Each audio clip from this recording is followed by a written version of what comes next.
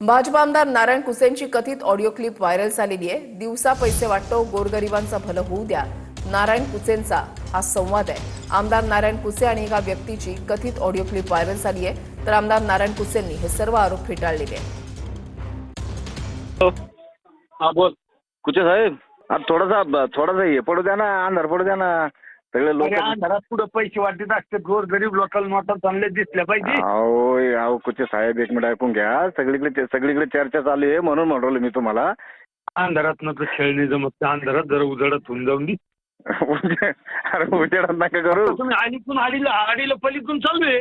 नाही आडीलं नाही तुम्हाला कोण। हॅलो, हे तुमचा गैरसमज आहे। तुम्हाला आडीलं नाही कोण।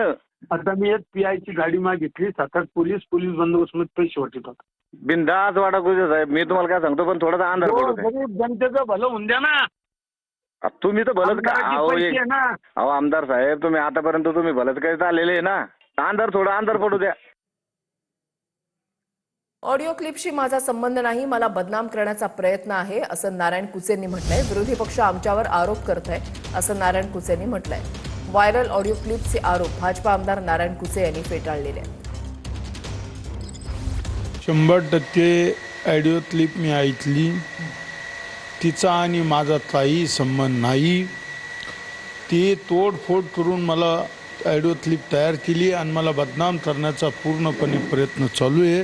मला वाटेल ते आरोप विरोधी पक्ष करतोय, कारण की त्यांना प्रभात क्रमांक 24ची निवडणूक ही खूप जिव्हाळी लागली। ही निवडणूक जिंकण्यासाठी मी लोकांचे हात जोडले, पाय पडे, मी विकास केला, कामं करणारा इथला नजर होतो, माझ्यावर जबाबदारी दिली। आता ही काहीतरी बदनाम करायचं लोकांचं षडयंत्र